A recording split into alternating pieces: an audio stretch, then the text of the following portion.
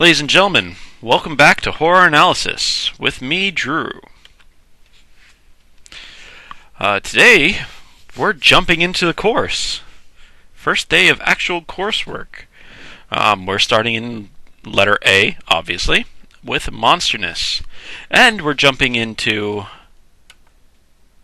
our buddy, Noel Carroll, who will be our buddy by the end of this, I promise. He's already my buddy, and you're going to love him too.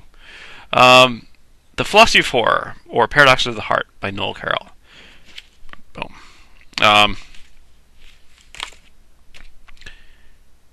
He's going to talk about Monsterness for a while, because Monsterness is what a story needs to be a horror story. So what does a story need to be a horror story? According to Carroll, it's Monsterness.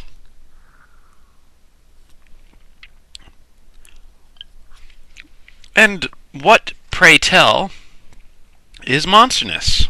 I know you're all asking yourself. Well, let's see here. What makes a monster?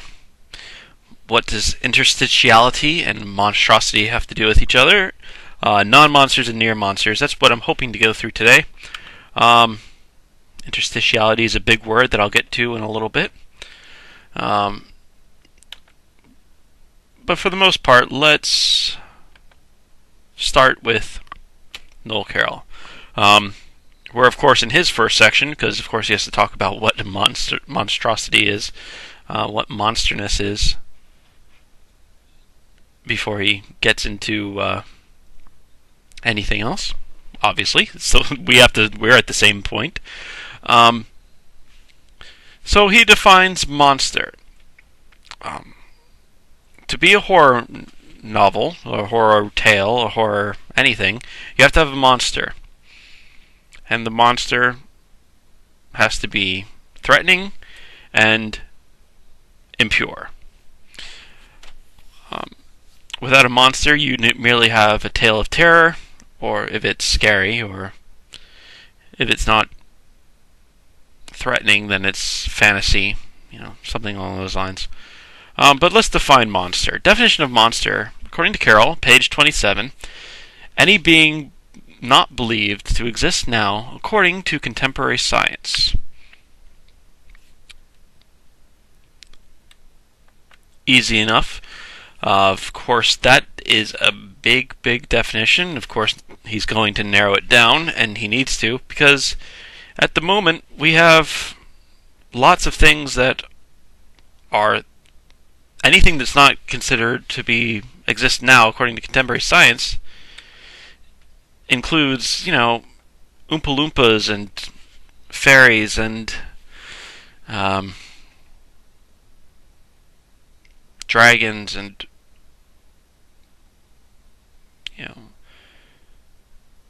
lots of things. Orcs and wizards and Superman and comic book villains. So there's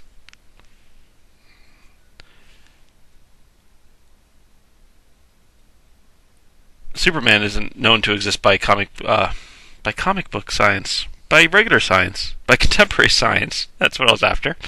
But he's not a monster.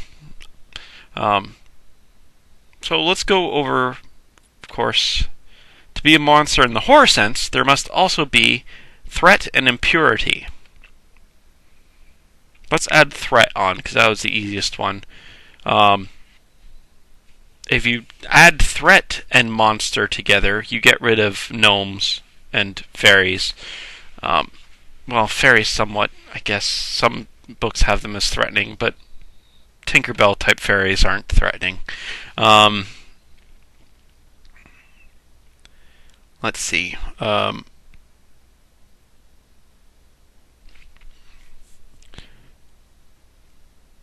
You get rid of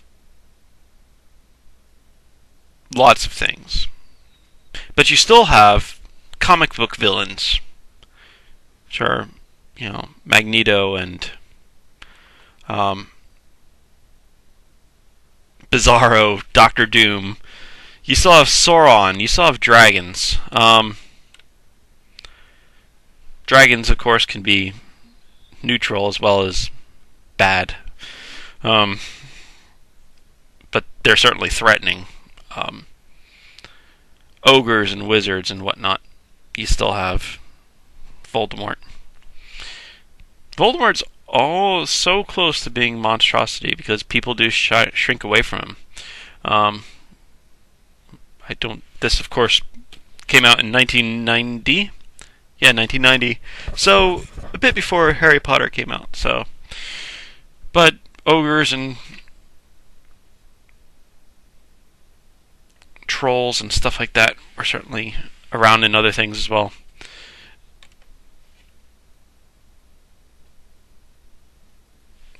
Basically, any bad guy that you'd stand up to if you had the chance against them, the only reason you'd run from them is you'd lose.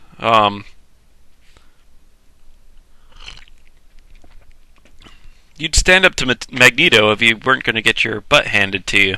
You'd stand up to Doctor Doom, if he weren't powerful enough to snap you like a twig. No matter how big and strong you are. So you have to add impurity into there. Impurity is, of course, going to be the big one because people understand threat pretty quick. Impurity is going to take some time talking about. You can have threat. You can have impurity without threat, but you get weird stuff like Jeff Goldblum in The Fly, where he's turning into a fly and he's becoming more and more disgusting, but you're not threatened by him until the end, when he goes nuts and starts really being a threat. But there's gross stuff that is out there that's not a threat, but is impure. The eyeball monster from Big Trouble in Little China. I'm looking at my notes now.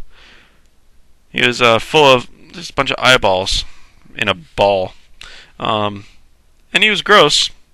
He wasn't a threat. He was certainly a being not believed to exist now according to contemporary science, but he wasn't a threat. Let's go down to my notes a little bit.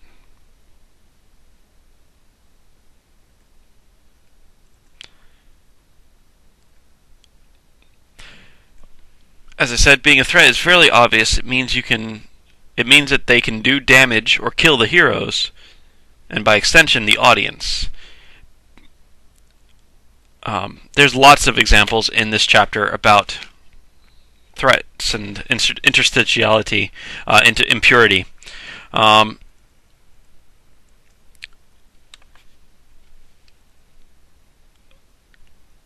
Carroll gets his thoughts on impurity from Mary Douglas, who in the 70s wrote, what was it?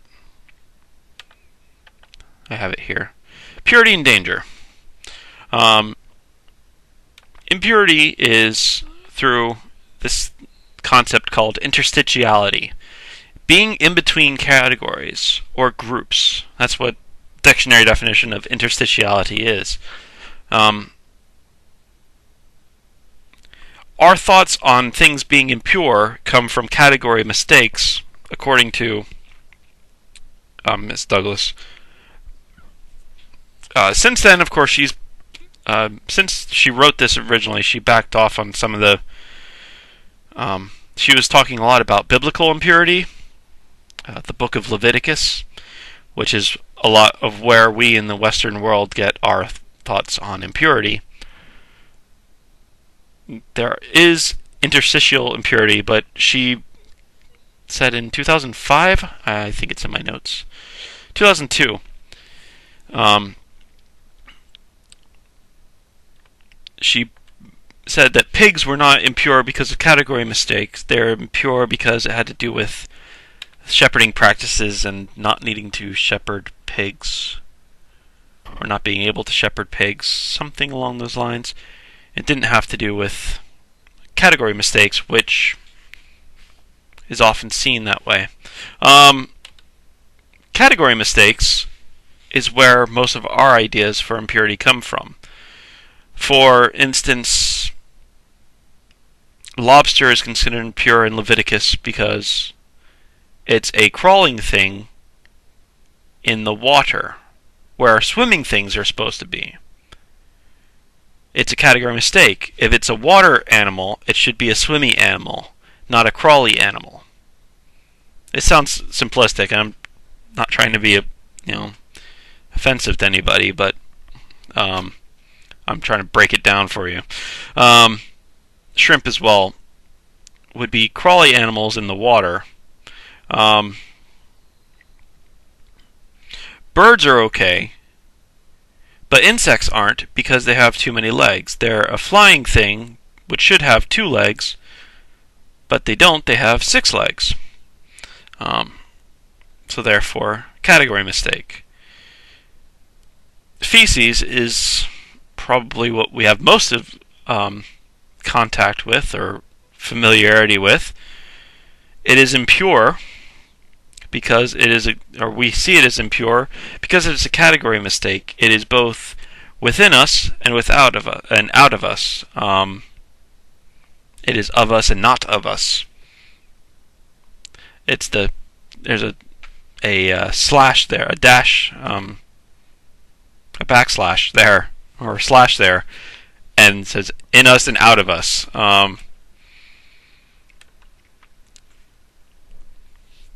The bodily fluids as well.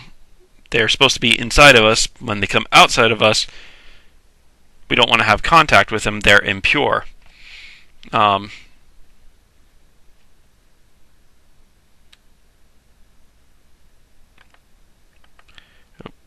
Yeah. So,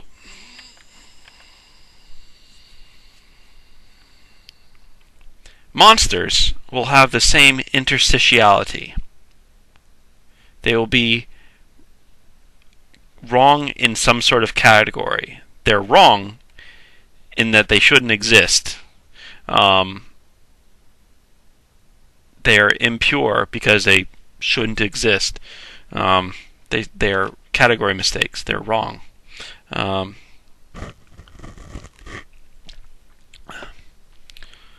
For instance, the examples I had. Peter Straub and Stephen King wrote The Talisman. That's one that Carroll mentions. And in that, the main character, the kid, meets the monster. And the kid knows instinctively that the monster is radioactive, and if he touches it, he'll die. There is a very common trope in horror movies that the people shrink away from the monster, like that. Or that. A lot of this motion, it's the covering, stay away from me, don't touch me, sort of thing, all while screaming because you can't deal with it. Jonathan Harker, when he meets Dracula, he wants to vomit. He knows there's something wrong there. Instinctively, he goes on about his business because that's his business, and of course, he goes on about his business because we need the plot to go on. And he's British, and he's so British that he's going to stiff upper lip and go through it, even though the guy won't make him want to vomit. Hot water, I love it. All right. Yes. So, Purity and Danger is by Mary Douglas in the 70s. I don't think I have the date for it. She did talk about purity and the meaning of danger, of course. That's obvious. And Carroll adopts a lot of that. I haven't read, actually, Purity of Danger. I'm taking it from how Carroll explains it. What's page? He's talking about Purity and Danger beginning on page 31. So we're certainly still in the first 40-something pages is this section. Let's see. Is that right? Up until Fantastic Biologies and Structure. That's going to be the next couple sections. Yeah, so 42 is where the next section is going to be in. So, he's talking about Mary Douglas and how things are impure category mistakes. For us, we get that feeling of creeps. It's the creeps feeling that we get when we're confronted with a monster vicariously through as monsters aren't real, let's just say. We get the creeps because we're confronted by a monster through the agency of a character in a story or a character in a movie. They are the ones that experience the monster, and we, through them, since we identify with them, we get the creeps. That is the impure feeling in the back of our brains, the lizard brains. That creeps is giving us the feeling of something that's screaming category mistake over and over and over again at us. A monster that is impure and a threat is a horror monster, according to Noel Carroll. Impure, it has a category mistake. It is interstitial. And a horror tale needs this.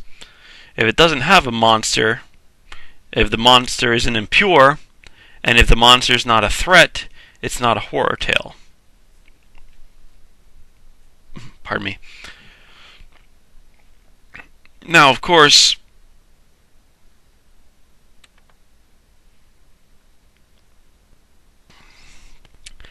there's going to be what we consider horror that's not going to fit into this category.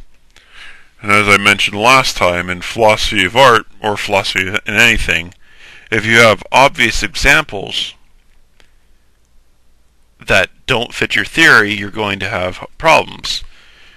You're going to have people that say, wait a minute, your hard work, your 400 pages, 200 pages, it's a fairly short book, 250 pages in the notes, is having some problems because you don't have these horror tales in your definition of horror. These are examples that are counterexamples.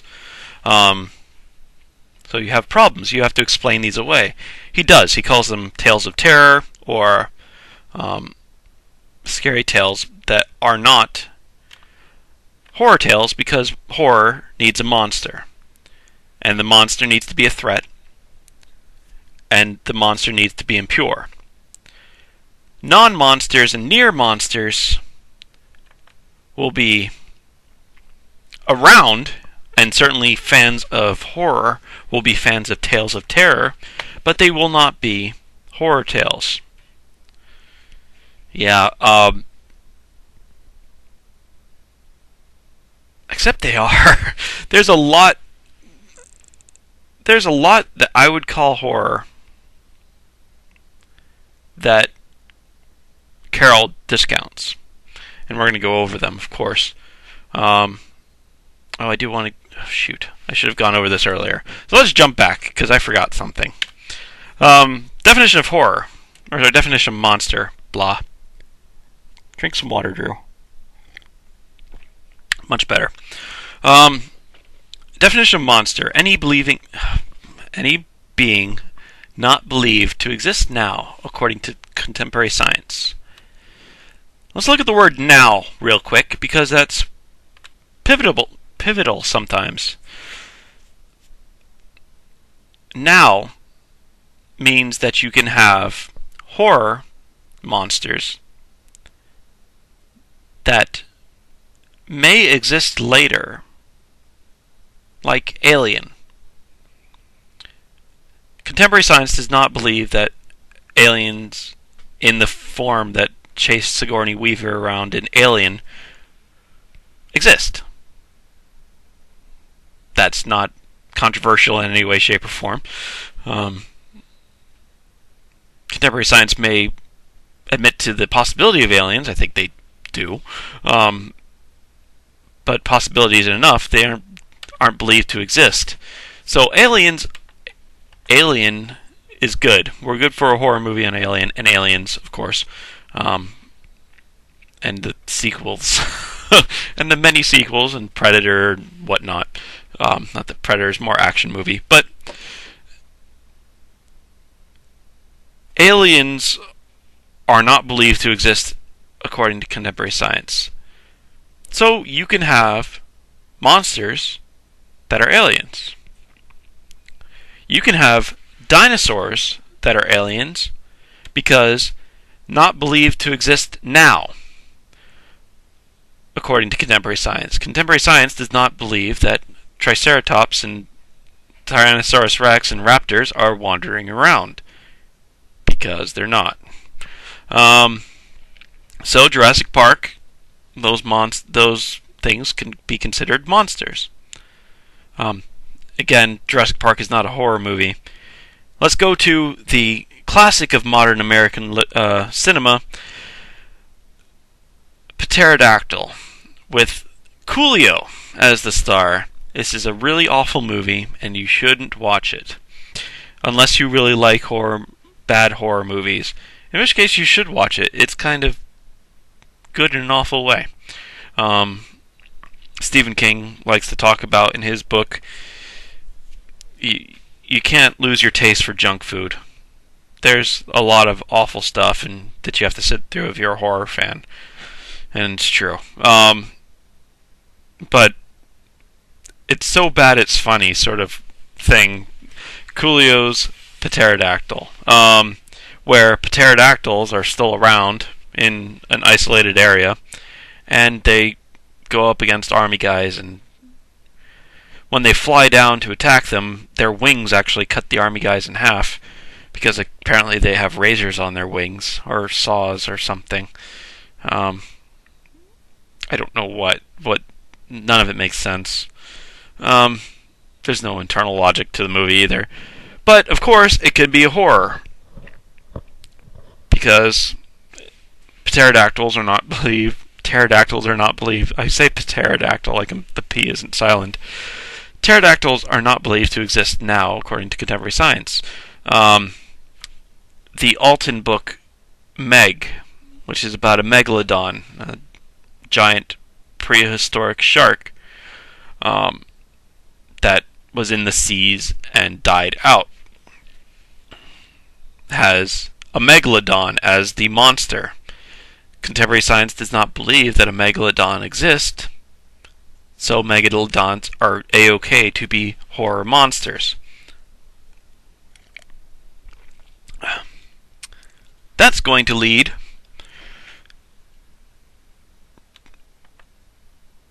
to this: non-monsters and near-monsters. Because megalodons don't exist anymore. But sharks do. Jaws, according to Carroll, is not a horror movie, or book, eventually, because sharks exist. It's a little bit bigger than normal. That's not enough to make, a little bit bigger than normal shark is not enough to get out of this. Contemporary science can believe that a little bit bigger than normal shark exists. And of course contemporary science believes that sharks that attack humans exist. They have. It's rare. And it's very rare for one shark to attack more than one human. But sharks exist. Jaws isn't a monster. It's impure. It's not even. It's not really even impure. It's a threat, obviously. So this Jaws. I guess you don't want Jaws around you. Well, it's kind of iffy in that one. Do you consider Jaws impure because you shriek away from it? Because you're in the water. You can only shriek so much, and then you're not swimming anymore. I don't know. But you already don't have the monsterness. You don't have to go through the threat and impurity. You definitely have threat. So it's a tale of terror, according to Carroll. Stephen King's Cujo. Also not a monster. St. Bernards exist. Rabies exists. Rabid St. Bernards have existed. And dogs who attack people, rabid dogs who attack people have existed. Cujo is not a monster. Because it's impure because it's diseased. It's not a category mistake. It's a threat. No one's denying that. But it's not a monster, and it's impure, but not a category mistake impure. And you probably have mentioned serial killers and psychos are not on the list either. Scream, not a horror movie, according to that. Telltale Heart, not a horror movie. Crazy people exist. Crazy people who kill people exist. You don't have monster. You have threat. You don't have impurity. You don't have category mistake impurity. Schizophrenics exist. So Psycho, Norman Bates, is not a monster. Oh, he's so close, though. We'll come back to Norman Bates, because he's like, he's so close to being a monster. To being a category mistake, anyway. He sort of is a category mistake, but he's not a monster. So, of course, Psycho is a tale of terror, or a movie of terror. No, it's still tale of terror. It's a narrative art form. Movies tell tales. What else do we have? We have Scream, Norman Bates. Eric from Phantom of the Opera, also not a monster. He comes close as well. He comes close because, let's see, he has an almost unnatural knowledge of the sewers underneath Paris, and he has a unnatural knowledge of the theater where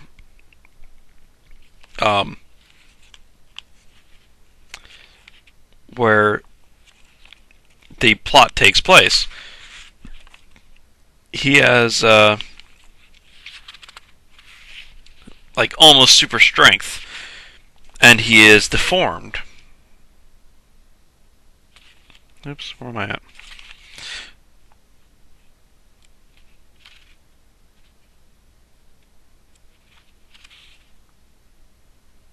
Yeah.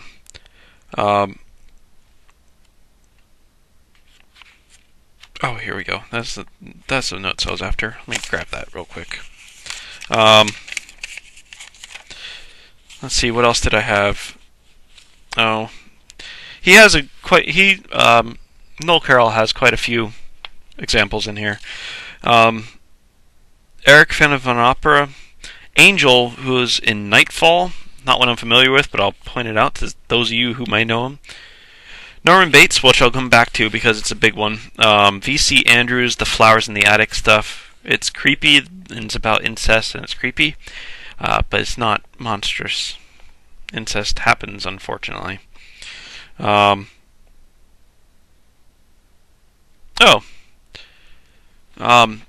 from the other side,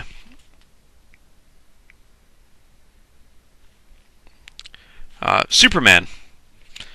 Superman is a monster, but not a horror monster because he's not impure. He's a threat if you were angered. He's certainly dangerous if you're on the wrong side of him. But he's not impure. He mentions E.T., Ariel from The Little Mermaid, and Swamp Thing. They're monsters.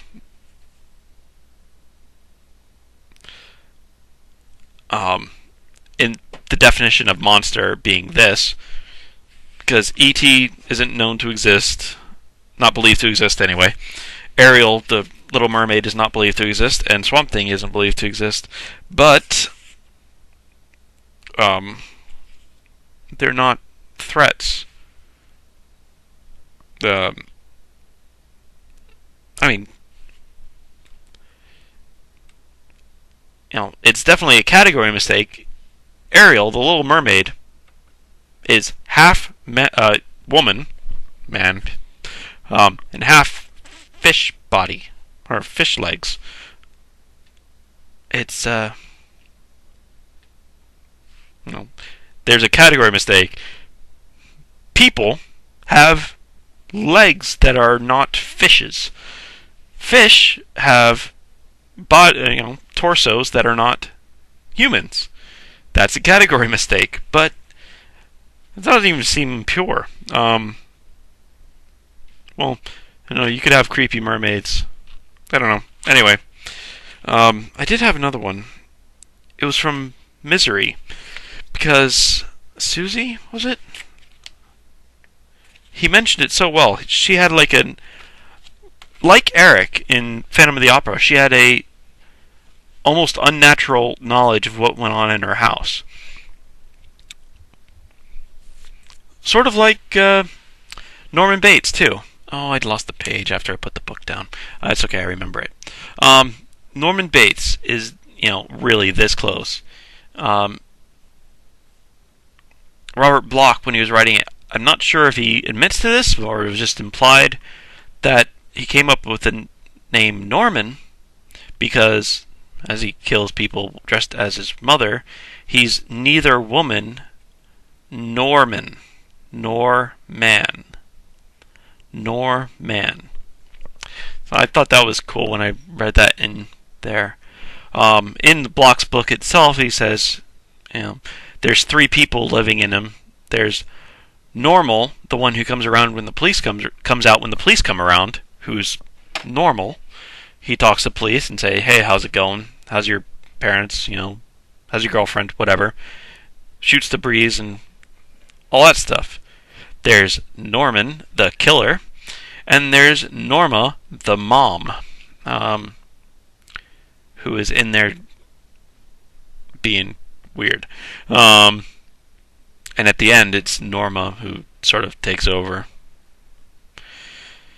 Yeah. But according to Carroll, they're not monsters. If you don't get serial killers aren't monsters, psychos aren't monsters.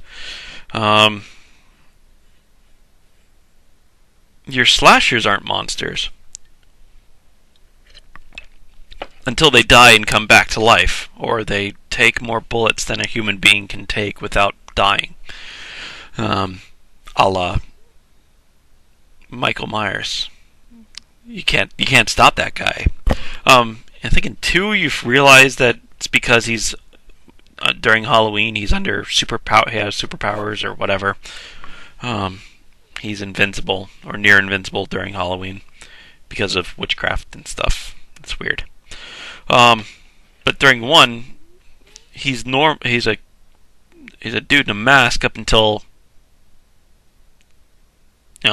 he doesn't become a monster until contemporary science says no, nobody can take that much damage and still be walking normally. So then he instantly transforms into a monster. This is weird stuff that Noel Carroll's theory has that proponents of Noel Carroll's theory have to answer. Like, really? He's only a monster after he gets the crap beat out of him and is unaffected? That's weird. Or, he's injured but unaffected. He gets a coat hanger to the eye and then disappears. Yeah, it's weird.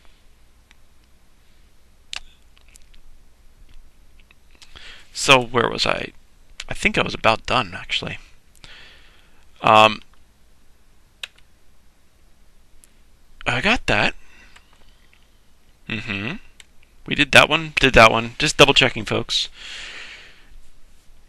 Yeah, we're going to talk more about interstitiality and category mistakes.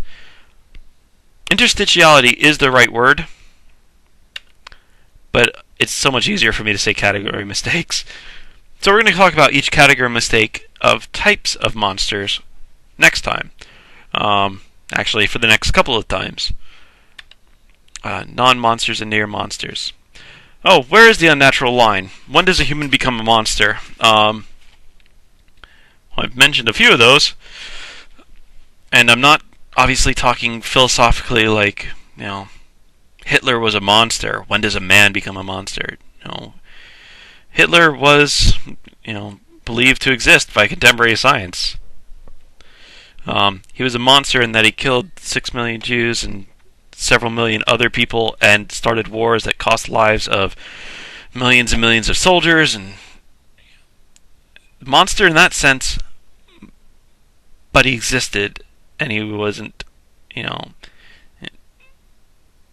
was a threat, but he wasn't a monster. He was just a jerk. A massive, massive jerk.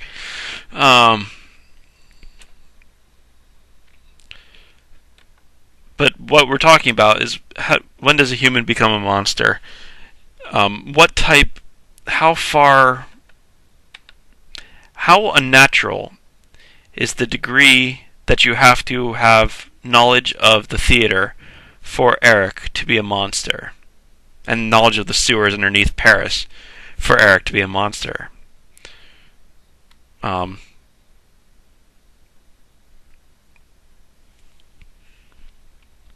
Phantom. That's the Phantom of the Opera again. He can be as deformed as possible. There's plenty of deformed people. That's not his deformity isn't what makes him a monster. If he's a monster, it's because he just knows there's no way that if he's here in his base in subterranean sewers in Paris, that he knows what's going on 12 stories up, or 3 stories up in the back of the, a conversation that's going on in the back of the things. There's stuff like a lot of the stories during that time. Jules Verne did one too, where science had progressed and only he knew the science. So it was sort of like closed circuit television, but not, because of course that was many, many, many years in the future. And I think there's one in Jules Verne's Castle in Transylvania where the evil guy was able to holographically project a singer, which was weird, through mirrors. And I was like, this is ridiculous. It's science that isn't science. So it wasn't a monster, it's science that wasn't science. It's fake science and bad science. But, the fake CCTVs, and does that make him a monster, that he knows more than is possible to know? Yeah, it's close. It's so close, but I don't know. I don't have a better theory than Noel Carroll's. I don't have one to replace it. I'm just saying that if you follow Noel Carroll's theory, you're going to have to answer some of these questions. Next time, we're going to talk about the types of monsters. And this is called the biologies of horror and biologies of horror monsters. There's the 2 F's and the 3 M's. Fusion, fission, magnification, massification, and metonymy. Which we'll go over. We're going to go over magnification and massification first, because they're the easiest ones to explain. And then I'll have one video for fusion, and I think I might be able to squish fission and metonymy into one video as well. Or I might do one separate video for fission. Sorry. One video for fusion. That's a big chunk. That's a huge chunk. That's going to be a long video in and of itself, just focusing on that topic. And then I might be able to cram fission and metonymy into one video, or I might just do one video for each. I haven't decided yet. Go over my notes a lot more. So next time, I'm going to go over magnification and massification, which are the easiest two biologies of horror to explain. Alright. See you next time on Horror Analysis. You guys have a great night.